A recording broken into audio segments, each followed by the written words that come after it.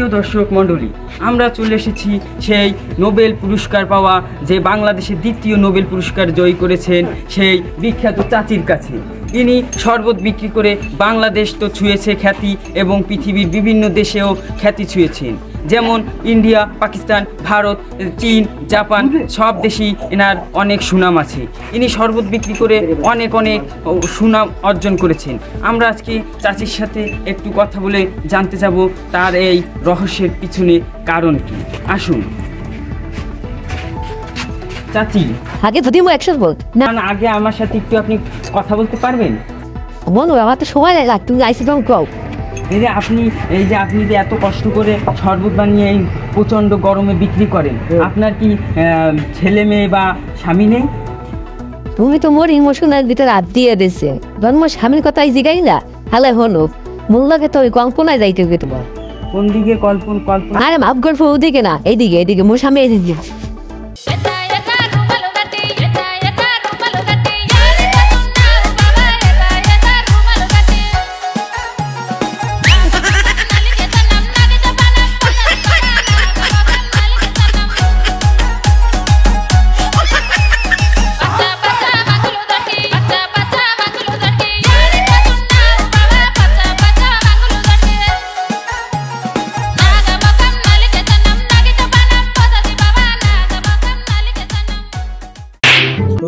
আল্লাহ মাঝের ফাড়াই দিছে আল্লাহ, গেলাম শেষ শালার। নাও কি হয়েছে তোমার? হ্যাঁ খালি মারাও খেয়া, ঘুমাই বেশি মারো। হ্যাঁ, বেঞ্জের সময় একটু ভালো ঘুমাইছি। তুই ঘুমের মাতালি নাচানাচি লাগাইছি, মেরে লাত্তি মারছো কে? যা চা বানাই লই যায়। মেনে হালে মনটা ভালো আছে, একটু ইউটিউবে ব্লগ বানাইয়া লই। হ্যাঁ, হ্যালো গাইস, হ্যালো, আমি চাচি আপা আপনাকে বাড়ি চলে আইছি। এবার আমি আপনাকে চা বানানো শিখাবো, কেমন চা বানাইতে হয়। যাই হোক, চা বানানোর জন্য আমার ফলো করেন, ঠিক আছে? এই যে প্রথমে পাতিল নেবেন, পাতিলের ভিতরে কিছুই নেবেন না, প্রথমে সোলার উপরে দিয়ে দেবেন, এরপর একটু পানি নেবেন। হ্যাঁ, ড্রেনে পানি নিলেও সমস্যা নেই, কারণ বিশুদ্ধ হয়ে যাবে ফুটানোর পর। হ্যাঁ, তারপর ভাতের কাছে যা পাইছাই দিয়ে দিছে, ওই জার পানি দেয় নিলাম, তার চা পাতি দেবেন, মুইতে মরিচে গুঁড়া দিয়ে দিলাম। হ্যাঁ হ্যাঁ, এবার আপনারা দেখেন আমি কি করি।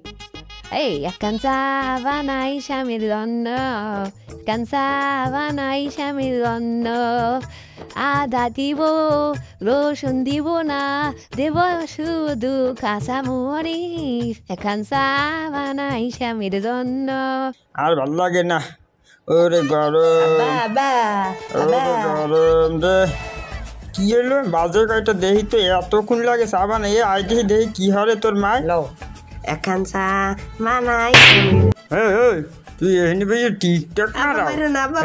টিকটক মারাও তো? আমি কোন সময় কইছি চা বানাইতে তোরে, আর তুই এখন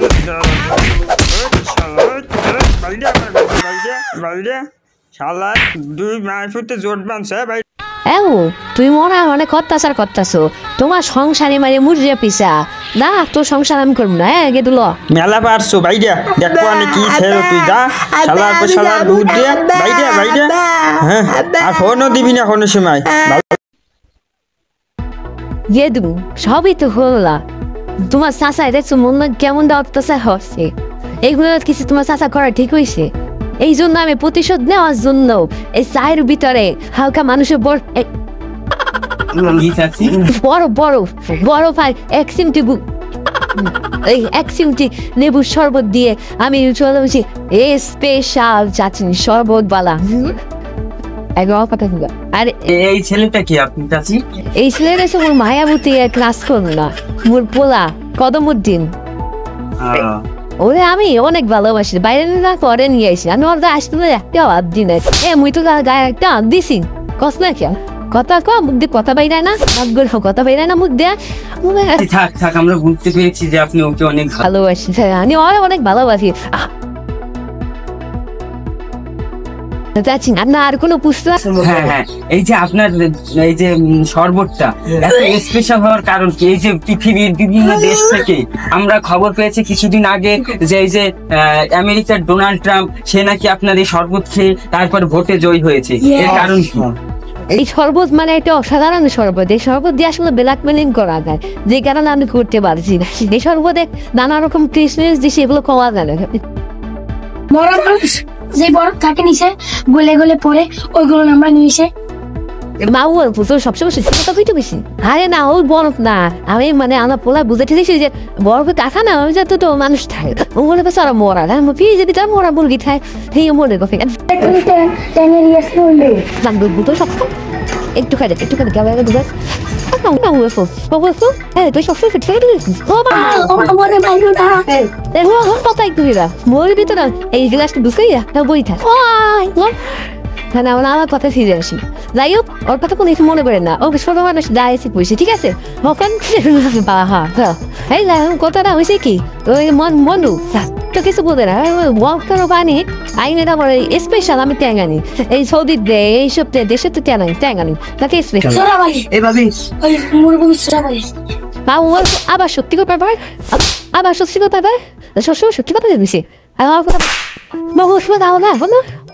হ্যাঁ আমরা শুনেন এই ট্যাংটা স্পেশাল আপনি খাই যান আপনার মনও ভেসে যায় এই ট্যাং যে খায় এবার কবি হয়ে যায় খাটটা আমরা যা শুনলাম আমাদের আর ট্যাং খাতে ইচ্ছা করতেছি না আমরা একটু আমাদের দর্শকের সাথে একটু কথা বলে যে আপনি ট্যাং বানান ধন্যবাদ। প্রিয় দর্শক মণ্ডলী আপনারা যেমনটি দেখতে পেলেন চাচি অনেক খোঁজাখুঁজি করে বিভিন্ন দেশ থেকে নাকি ট্যাং আর বরফ সংগ্রহ করে এনে হিমালয় থেকে বরফ আনে এবং সৌদি থেকে ট্যাং এনে তা বিক্রি করে আমাদের কাছে এই যে ট্যাং বিক্রি করে এই যে চাচির মধ্যে ছেলে যা বললো সে নাকি মরা মানুষের বরফ তারপরে এই যে চোরাবালি এইসব থেকে ডেট ফেলে ট্যাং ম্যাং এনে বিক্রি করে সেরকম যদি হয় আপনারা এরকম আমাদের দেশে অনেক মানে এই যে যেখানে সেখানে ট্যাঙ্ক মানে শরবত বিক্রি করে আপনারা যদি এরকম এনারা কিভাবে বানায় ট্যাঙ্ক আমরাও জানি না এনারা বিভিন্ন অস্বাস্থ্যকর পরিবেশে ট্যাঙ্ক বানিয়ে থাকে আমরা যদি খাওয়ার ইচ্ছেই থাকে তাহলে আপনারা একটু যাচাই বাছাই করে তারপরে ট্যাঙ্ক খাবেন না হলে এরকম চাচির মতো অস্বাস্থ্য